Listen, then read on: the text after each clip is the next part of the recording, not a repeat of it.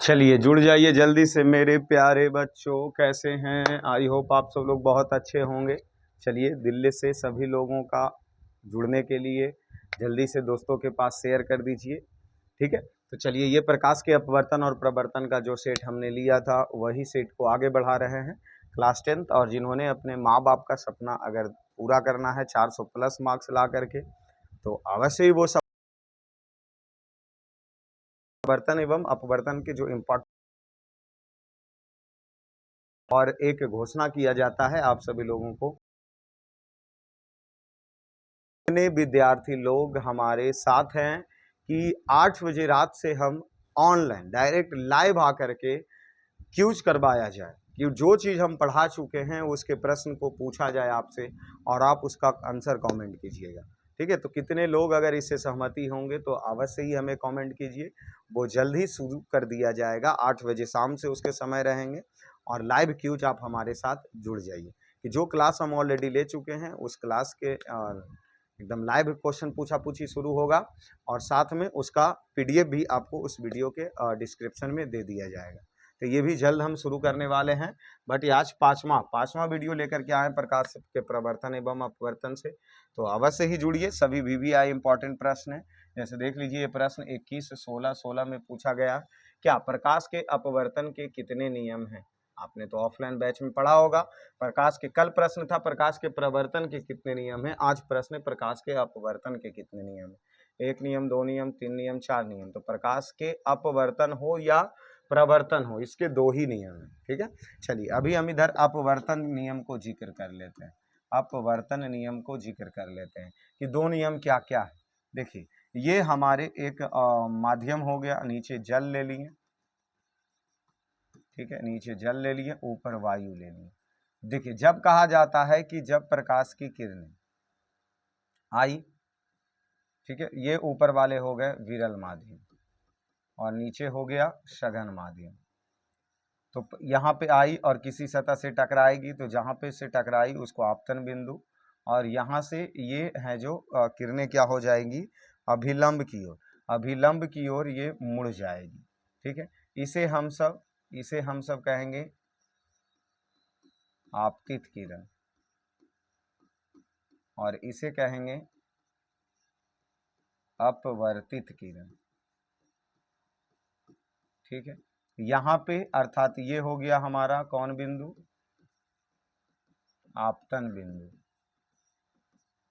और ये हो गए हमारा ये हो गए अभिलंब। यहाँ पर अभिलंब और आपतित किरण के बीच में कोण I और यहाँ हो गया ये कोण R, ठीक है। अब देख लीजिए कि पहला नियम क्या कहता है। इसमें देखिए पहला नियम ये कहता है, पहला नियम इसका यहाँ हम लिख देते हैं। पहला नियम ये कहता है कि आपतित किरण कौमा अपवर्तित किरण कौमा अभिलंब, ये सभी कहाँ होते हैं, आपतन बिंदु पर ही होते हैं, ठीक है। सभी एक ही बिंदु पर होते हैं। दूसरा नियम कहा जा रहा, साइन, जो ऊपर कोण आपतन कोण बना और नीचे अपवर्तन कोण, अर्थात साइन I बटा साइन R, ये हमारा हो गया अपवर्तन का दोनों नियम। कल देखिए हम फिर से परावर्तन के नियम के हमने बारे में जिक्र किया, तो ये हमारे एक चिकनी चमकीली सतह हो गई। आने वाली किरण को आपतित किरण कह दिए और जाने वाली आपतित किरण, और टकरा कर जाने वाले को हम सब कह दिए क्या, परावर्तित किरण। और जिस सतह से टकराया उसे हम सब आपतन बिंदु कह दिए, और यहाँ ये हमारा अभिलंब हो गया, ठीक है, अभिलंब हो गया। और यहाँ पर आपतित किरण और अभिलंब के बीच में आपतन कोण और यहाँ परावर्तन कोण। अब इसका पहला नियम वही कहता है कि आपतित किरण कौमा परावर्तित किरण कौमा आपतन बिंदु तीनों एक ही तल में होते हैं, उसका एक ही तल में होते हैं, ठीक है। और इसका दूसरा नियम देखिए क्या कहा जा रहा है कि जो परावर्तन कोण है आपतन कोण है जो प्रवर्तन कोण के बराबर होता है। तो मतलब प्रवर्तन के भी दो नियम और अपवर्तन के भी दो नियम, हम दोनों नियम को जिक्र कर दिए। आपको आई होप बहुत अच्छे तरीके से समझ में आ गया होगा। प्रश्न इंपॉर्टेंट है, वो भी प्रवर्तन वाले भी और अपवर्तन वाले भी, तो दोनों ये सब्जेक्टिव के दृष्टि से आपका कंप्लीट हुआ, तो अवश्य इसको ध्यान रखिए। चलिए आगे आते हैं, अगले प्रश्न देख लेते हैं। दाढ़ी बनाने में कौन से दर्पण का प्रयोग किया जाता है? प्रश्न देखिए 14 में पूछा है, प्रश्न देखिए 14 में, ये 14 का प्रश्न नहीं, 21 के ए में ऐसे टाइपिंग हो गया, 21 में पूछा है, ये 16 में पूछा है, ये 16 में, 15 में, 14 में, 11 में, ये देख लीजिए प्रश्न ऐसे पूछे गए हैं। क्या पूछा जा रहा है? दाढ़ी बनाने में कौन से दर्पण, समतल, उत्तल, अवतल, इनमें से कोई नहीं। तो दाढ़ी बनाने में अवतल दर्पण का प्रयोग करते हैं। क्यों? क्योंकि जो हमारा प्रतिबिंब है वो प्रतिबिंब अवतल दर्पण में बड़ा दिखाई देता है, और नाई के दुकान में हम सब अवतल दर्पण का ही प्रयोग करते हैं, क्योंकि चेहरा हमारा बड़ा दिखे और कहीं कटे फटे नहीं। इसी प्रकार देखिए, इसी प्रकार चिकित्सा, चिकित्सा के क्षेत्र में, चिकित्सा के क्षेत्र में अवतल दर्पण, चिकित्सा के क्षेत्र में अवतल दर्पण। फिर आते हैं गाड़ी, गाड़ी के साइड मिरर में, गाड़ी के साइड मिरर में अगर पूछा जाए तो यहाँ उत्तल दर्पण, उत्तल दर्पण। और यही अगर पूछा जाए गाड़ी के हेडलाइट में, हेडलाइट में, तो हेडलाइट में अवतल दर्पण, अवतल दर्पण का प्रयोग हम करते हैं। ये सब चीज आप याद रखिए, ठीक है। तो चलिए इसका आंसर क्या हो गया? अवतल दर्पण। चलिए आगे बढ़ते हैं अगले प्रश्न पर। प्रकाशीय माध्यम कितने प्रकार के होते हैं? 2014 का 1, 2, 3, 4, ये प्रश्न हम बता चुके हैं। प्रकाशीय माध्यम दो प्रकार के होते हैं, एक पारदर्शी और दूसरा अपारदर्शी, ठीक है। पारदर्शी प्रकाशीय माध्यम, अपारदर्शी प्रकाशीय माध्यम। पारदर्शी प्रकाशीय माध्यम जिससे प्रकाश होकर के पूर्णतः पार होगी उसको हम सब पारदर्शी प्रकाशीय माध्यम कहेंगे, और अपारदर्शी माध्यम जिससे प्रकाश पार आर पार ना हो उसे अपारदर्शी प्रकाशीय माध्यम कहेंगे। तो ये हमारा 2 हो गया। चलिए आगे आते हैं अगले प्रश्न पे।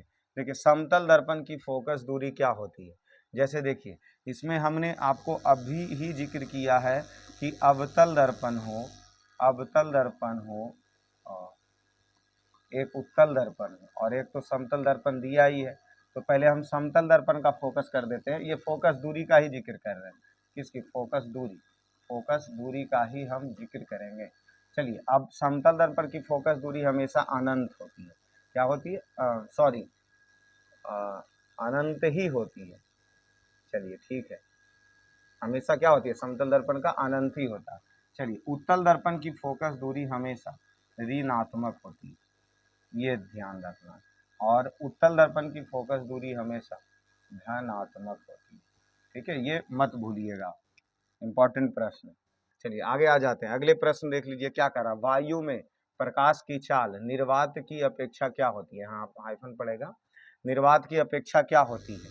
मतलब वायु में प्रकाश की चाल और निर्वात में प्रकाश की चाल। तो देखिए वायु में हो या निर्वात में हो तो 3 गुना 10⁸ मीटर प्रति सेकेंड ही होता है, ठीक है। वायु और निर्वात में प्रकाश का चाल परिवर्तन नहीं होता है, और अगर यही हम माध्यम अगर चेंज कर देते तो प्रकाश की चाल परिवर्तन हो जाता, बट यहाँ एक समान रहेगा। ऑप्शन सी हमारा सही होगा, समान रहेगा। और प्रकाश की चाल होता कितना? 3 गुना 10⁸ मीटर प्रति सेकेंड। चलिए अगले प्रश्न देख लीजिए। निम्न में कौन सा पदार्थ लेंस के लिए प्रयुक्त नहीं है? मतलब इस ऑप्शन में सोचिए कि किसका हम सब लेंस नहीं बना सकते। प्रश्न 2021 में पूछा गया था। जल का, कांच का, पीतल का, इनमें से कोई नहीं। देखिए तो हम हमेशा जल को लेंस के भांति कार्य करते हुए देखे हैं, ठीक है ना। कांच को भी बना सकते हैं, पर पीतल का हम लेंस या दर्पण कोई भी चीज हो जो नहीं बना सकते हैं, इसीलिए आंसर हमारा पीतल हो जाएगा। चलिए अगले प्रश्न देख लीजिए क्या कह रहा। एक गोलीय दर्पण की फोकस दूरी प्लस 20 सेंटीमीटर है, तो गोलीय दूरी दर्पण कैसा होगा? यहाँ देखिए ये क्या है? फोकस दूरी क्या है? धनात्मक ना, तो अभी हमने लिखा था ना, जब धनात्मक है तो कौन दर्पण? उत्तल दर्पण। और यही चीज अगर ऋणात्मक होता, ऋणात्मक अगर होता तो हम उसको कौन दर्पण मानते? अवतल, अवतल दर्पण मानते, ठीक है। तो इसमें क्या हो जाएगा आंसर? उत्तल हो जाएगा, ऑप्शन ए हमारा सही हो जाएगा। चलिए 48 नंबर प्रश्न देखिए। प्रकाश की चाल विभिन्न माध्यम में होती है, अभी हम बोले हैं कि निर्वात में प्रकाश के चाल या वायु में प्रकाश के चाल वही रहेगा, 3 गुना 10⁸ मीटर प्रति सेकेंड। लेकिन जैसे ही अगर माध्यम अगर चेंज हुआ तो प्रकाश की चाल बदल जाएगी, अर्थात प्रत्येक माध्यम में भिन्न भिन्न होता है। तो ऑप्शन बी हमारा सही हो जाएगा। 49 नंबर प्रश्न आते हैं। तैलीय कागज होती है, मतलब तैलीय कागज कहने का मतलब कि तेल लगा हुआ कागज क्या होता? पारदर्शक होता, अपारदर्शक होता, पारभाषक होता, इनमें से कोई नहीं। तो वह पारभाषक होता, मतलब आधे प्रकाश की किरणें जाएगी और आधा नहीं जाएगी। ये तैलीय कागज हो या घिसा हुआ कांच हो, ये भी पारभाषक के तरह ही कार्य करता है। तो ऑप्शन सी हो जाए। चलिए लास्ट प्रश्न आते हैं 50 नंबर। उत्तल दर्पण से बना काल्पनिक प्रतिबिंब होता है। देखिए सर, कोई दर्पण से बने लेकिन काल्पनिक प्रतिबिंब जो होता है, देखिए प्रतिबिंब 2 प्रकार के होंगे, एक काल्पनिक प्रतिबिंब, दूसरा वास्तविक। वास्तविक प्रतिबिंब हमेशा उल्टा होता है, बट काल्पनिक प्रतिबिंब हमेशा सीधा होता है। एक चीज आप बात बताइए, क्या आप अपने बारे में कल्पना कभी गलत कर सकते हैं? नहीं। उल्टा कर सकते हैं? नहीं। आप जब भी कल्पना अपने बारे में कीजिएगा तो बहुत अच्छा ही कल्पना कीजिएगा। इसीलिए काल्पनिक प्रतिबिंब हमेशा अच्छा मतलब सीधा होता है। तो काल्पनिक प्रतिबिंब क्या होता है? सीधा। तो देखिए सीधा आवर्धित है, चलिए उल्टा वाला तो नहीं होगा, इनमें से कोई भी नहीं होगा। आवर्धित होता नहीं, सीधा और हार्सित होता है, ठीक है ना। तो ऑप्शन सी सही होगा। और ये प्रश्न 2021 में पूछे गए थे। तो अभी तक हमने प्रकाश के प्रवर्तन एवं अपवर्तन से 50 प्रश्न टोटल कंप्लीट किए हैं, जो कि VVI इंपॉर्टेंट प्रश्न है। अगर आप 50 प्रश्न देख लेते हैं ना, तो ये तो तय है कि आपसे कहीं छूटने वाला नहीं। और हमारा टारगेट रहेगा कि इस 50 प्रश्न को 200 प्रश्न तक भी पहुंचाएं, क्योंकि जो भी प्रश्न प्रीवियस साल या पूछे जाने का घुमा फिमा के कैसे प्रश्न दिया है, वो सब प्रश्न आपके साथ लाएंगे, आपके साथ शेयर करेंगे। दंगल अभी लंबा चलने वाला है, बट याद रहे कि क्यूज से आप जरूर जुड़िए। क्यूज के बारे में मैसेज भी कीजिए कि हाँ होना चाहिए शुरू या नहीं होना चाहिए, क्योंकि जिस हिसाब से हमने छोटे परिवार अर्थात 1 मेंबर से हमने शुरू किया होगा, आज तो मेंबरशिप बहुत ज़्यादा हो चुके हैं, ठीक है। तो और ये साल मतलब 2 साल भी हो गया इसको शुरू किया हुआ। तो बट हम सब क्यूज जब शुरू करेंगे तो तहलका मचेगा, धूम मचेगा, आपका कमेंट और हमारा उससे से बना हुआ एनर्जी रहेगा। तो अवश्य ही आप पहले ये तय कर लीजिए कि 8 बजे शाम में हम सब क्यूज शुरू कर रहे हैं या नहीं शुरू कर रहे हैं। बट हमारी आप बात मानिए, हमारी सलाह मानिए, तो अवश्य ही 8 बजे रात में क्यूज में जुड़िए। जो टॉपिक्स हमने पढ़ चुका है उसका ही क्यूज चलेगा, तो तहलका तो मचेगा ही। तो चलिए इसी प्रकार बने रहिए छोटे से परिवार में।